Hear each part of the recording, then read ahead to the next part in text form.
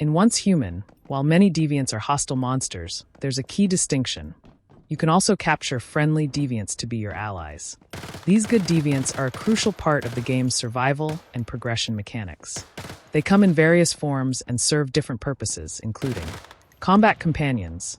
Some deviants can fight alongside you, dealing damage, drawing enemy attention, or providing healing and defensive buffs.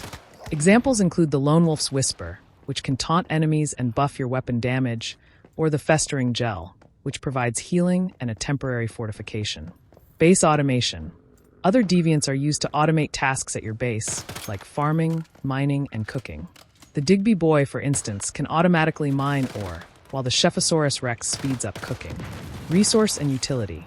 Many deviants have unique abilities that produce special materials for crafting, enhance your base's power output, or even repair damaged structures. The Electric Eel can boost your generator's power limit, and the Groshroom can accelerate crop growth. Capturing, managing, and utilizing these good deviants is essential for surviving and thriving in the world of Once Human.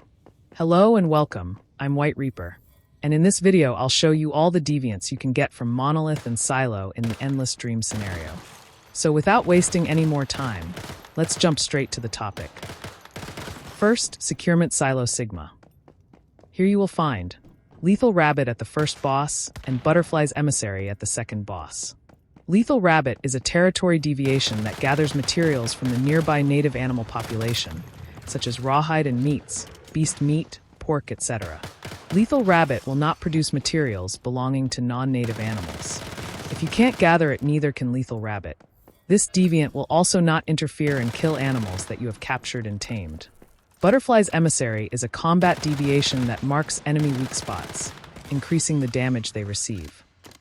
Securement Silo Yex1. Here you will find the Atomic Lighter and the Space Turner.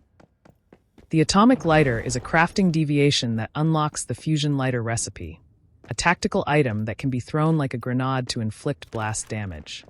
Space Turner is a crafting deviation that unlocks the formula for Space Twister, a tactical item which allows you to summon teammates. Next is Securement Silo Alpha.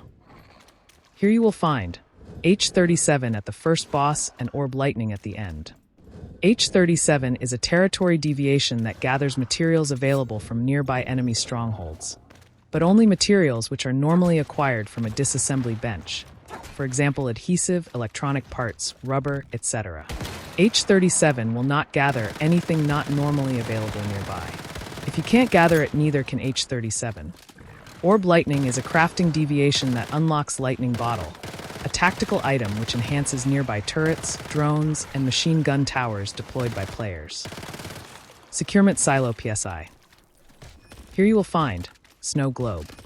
Produces special materials that can be used to craft tactical items. When thrown, targets will become frozen. Next is Securement Silo PHI. Here you will find Chephosaurus Rex and Pyro Dino at the first boss and Buzzy Bee at the end. Chephosaurus Rex is a territory deviation that assists with cooking. Any food Chephosaurus Rex cooks will gain a 10% boost to effects. Pyro Dino is a combat deviation that increases blaze damage and applies explosion.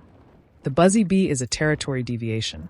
When placed inside of an isolated securement unit in the player's territory, it will be able to increase the rate at which player-planted crops will become mutated. Securement Silo Theta. Here you will find Enchanting Void at the first boss, and at the end Extra-Dimensional Cat. Enchanting Void is a combat deviation that enhances melee attack while simultaneously penalizing melee defense. Extra-Dimensional Cat. This deviant enjoys itself roaming within the owner's territory and accompanies its owner to sleep occasionally. Next, we move on the Winter's Way scenario side of the map, and we start with Securement Silo Delta. Here you will find Frog the Leaper and Invincible Sun.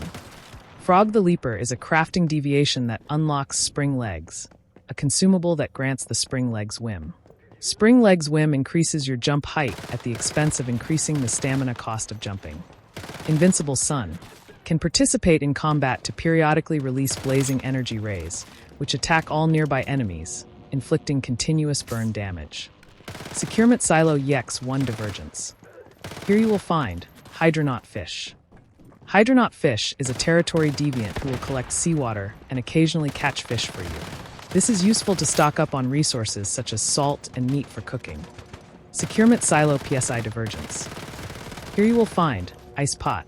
Ice Pot is a crafting deviation that produces large ice cubes. And Securement Silo Taurus. Here you will find Voodoo Doll and Snow Sprite. Voodoo Doll can participate in combat, sharing the damage received by its master or possessing enemies, so they share the damage its master receives instead. Snow Sprite is a combat deviant whose abilities center around dealing ice damage to enemies. Its 2 skills lets you choose between a direct, offensive approach or a more strategic tactical approach. Now we move on to the monoliths. Monolith of Greed. Here you get Festering Gel. Festering Gel is a combat deviation that provides knockback and fortification capabilities. Mirage Monolith.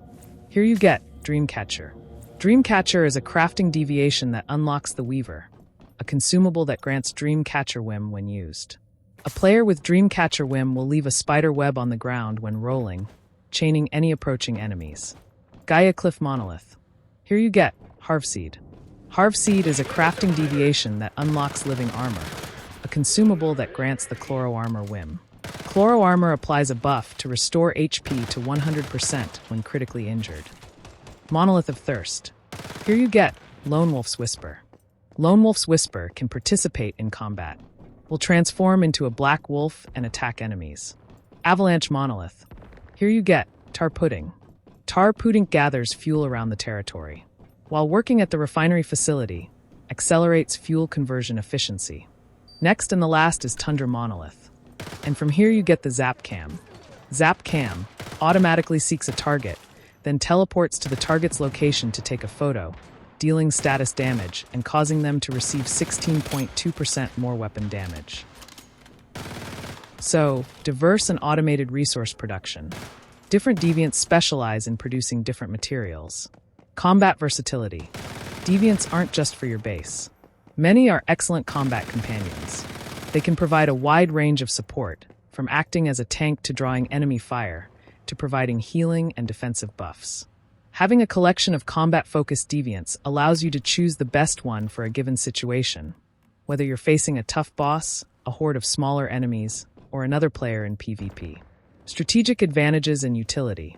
Beyond basic resource gathering, many deviants offer unique utility functions. Trait synergies. Deviants have different traits, some of which can positively or negatively affect their performance or the performance of other deviants. By collecting many deviants, you can experiment with different combinations to create synergistic effects. For example, you might pair a deviant that boosts power with one that has a high power consumption rate to maximize its output. That's all. If this video was helpful, don't forget to like and subscribe. This would help the channel grow. Have a nice deviant hunt. White Reaper out.